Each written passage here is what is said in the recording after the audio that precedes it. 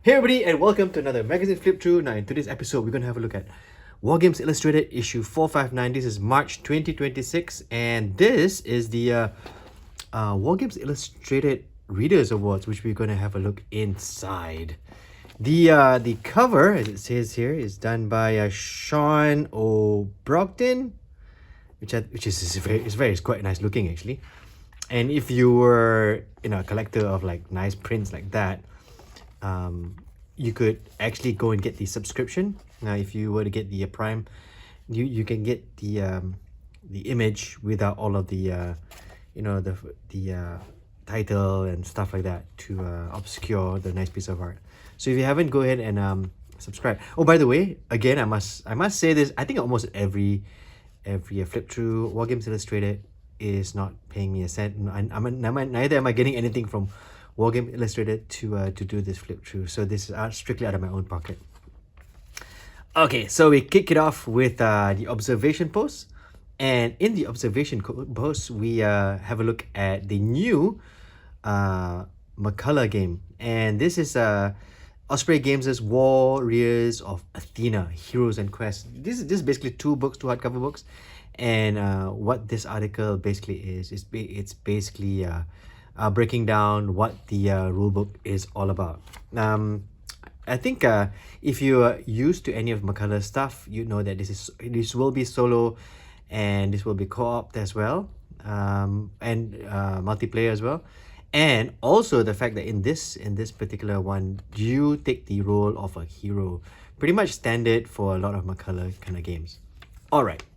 Moving along, we have Gladius Publications, Junction Jeopardy, a coffee break campaign. I had a quick look at this, and it's basically campaigns that you can run in about an hour or so, just for you to get that itch out of the way. It's a really good idea. And then we have Bavaria Miniatures with their miniatures, and there's some mounted generals right there, and some artillery. Moving along, we got Warlord Games, Festung Europa, and I think this is where the zombies come in. I want to assume. And then we have an advert from Offensive Miniatures, and these are Russians. I painted some Russians recently. We had the free frame from the Wargames Illustrated a while back. I can appreciate the look of this now, more or less, because after you've painted a particular force, right, you get to understand the nuances of trying to put together a Russian force. Anyways, this is miniatures from Offensive Miniatures. Moving along, we got Domsaur's review of Angelus War Games, and then we have let me see now, Trench Offensive. We got some grim dark terrain, and then we got Wargames Atlantic's frames for the sorcerer. They're calling this the sorcerer's spoil, so it's like little bits and stuff like that. And then we have Crooked Dice. This was interesting because you got the ace reporter and a little rat who might have friends who are who are turtles who know martial arts, maybe. So that's interesting. And then we have Pazoot. Let me see now.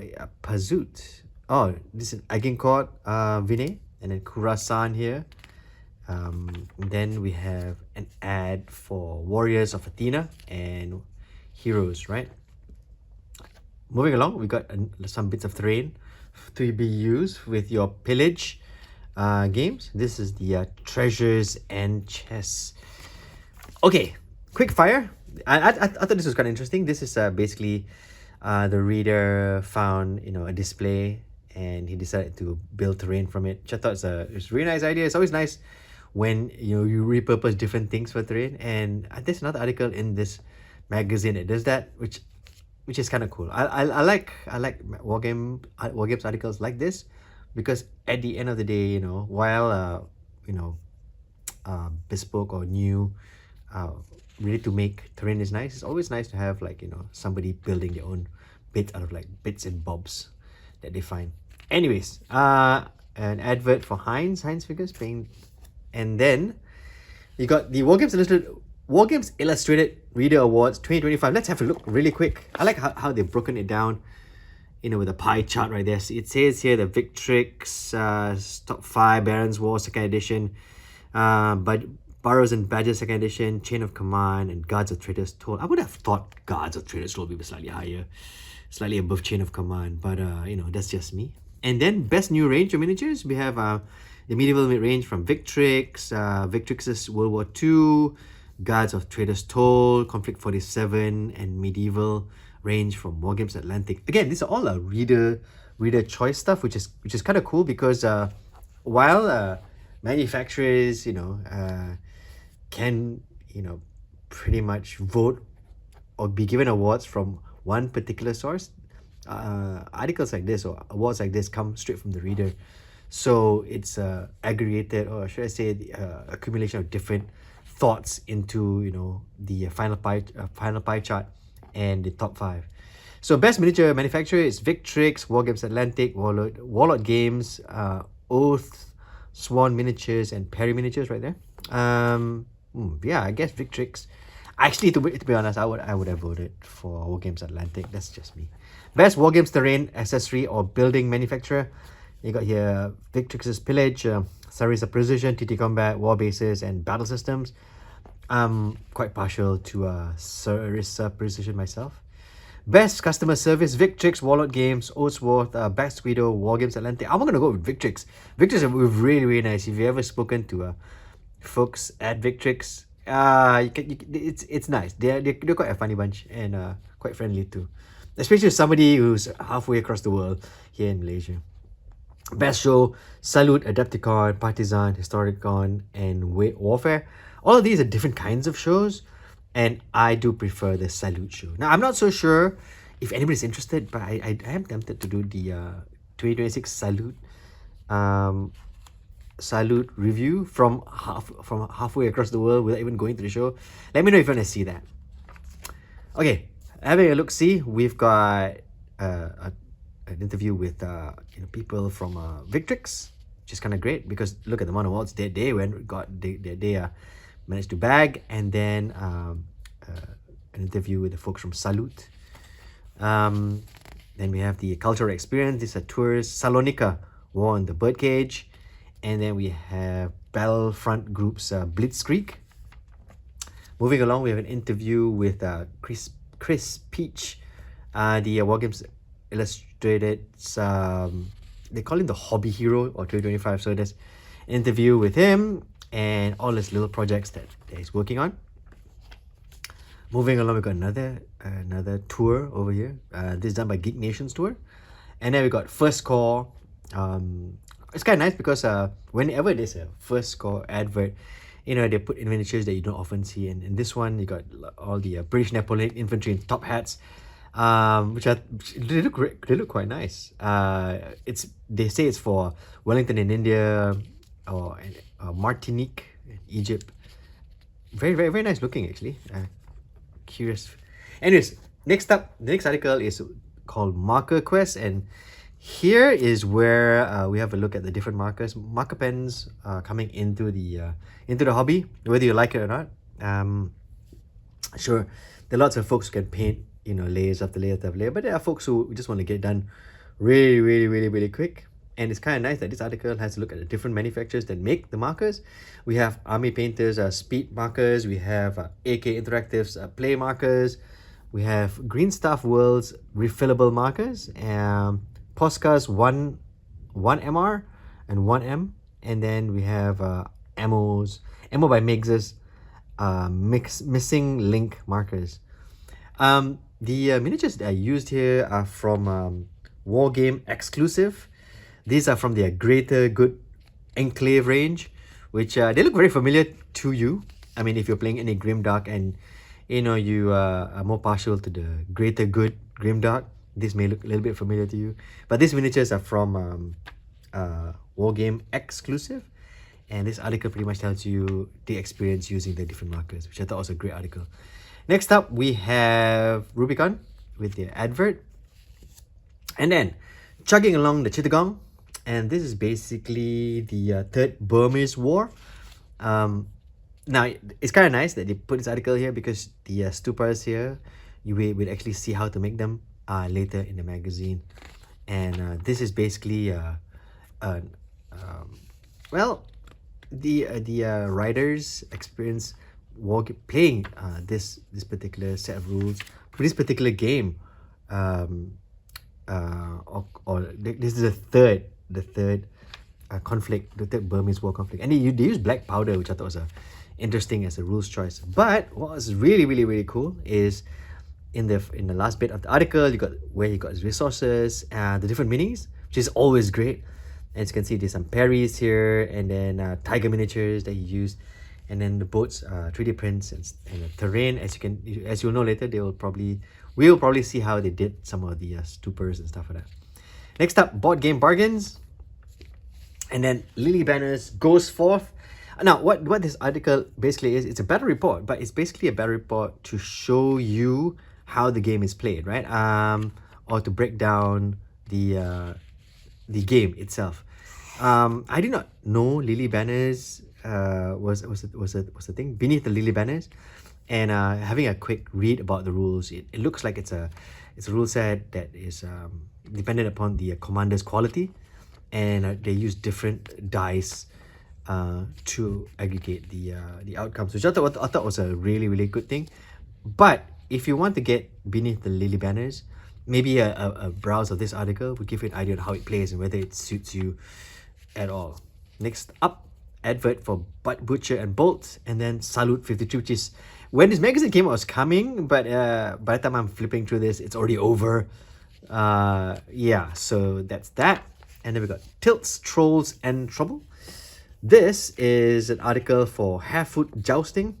One of the things I thought when I saw this rule set was there's only so many ways you can do this, and then this article comes out, right? This article is by this guy called Tom Hill, and there's scenarios, right, on how to get the most out of the jousting sports game. Next up, Deep Cut Studios gaming mats, and then we have WIP Games and Miniatures with an advert. Moving along, we have Messing About in Boats. This is kind of interesting. Looking at the article, it's basically a game using muskets and tomahawks. With the redcoats and tomahawk supplement, right? He also recommends other rule sets that you can use to play this game using. I know he recommends Sharps, Practice, the man who would be king, and stuff like that, which I think is a great idea. If you're gonna do an article like this, it's always great that you give it, give options to folks who might have the rule set, but I might want to try it. Great idea. And this is the New Zealand Wars, set in New Zealand 1800s to 1850. There you go. You got the order of battles and stuff like that, and nice little bits of terrain. The setup, the different scenarios.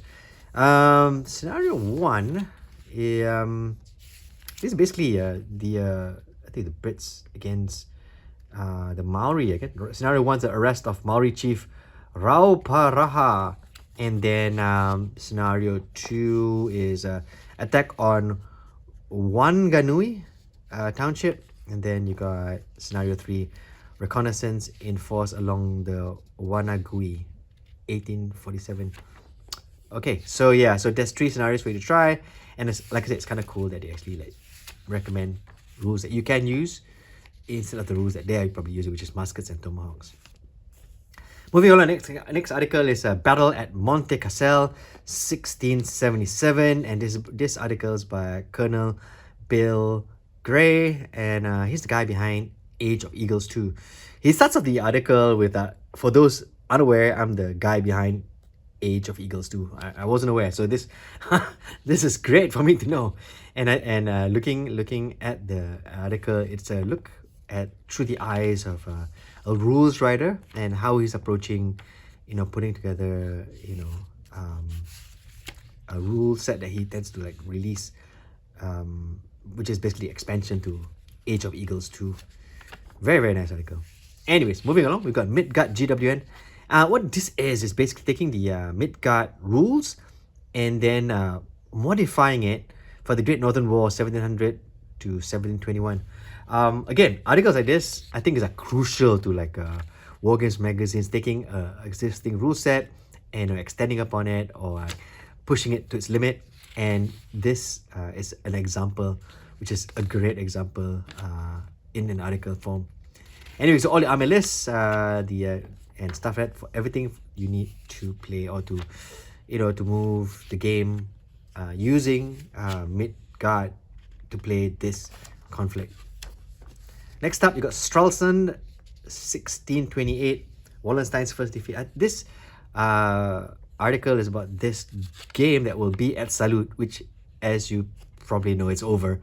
So what they use is the epic Warlord Games' epic miniatures to populate the table, which I thought was a really, really good idea. But also, because this was going to be one of the demo tables, this is basically a breakdown how they put it all together, which is for anybody intending to build demo tables or to run, big games like this.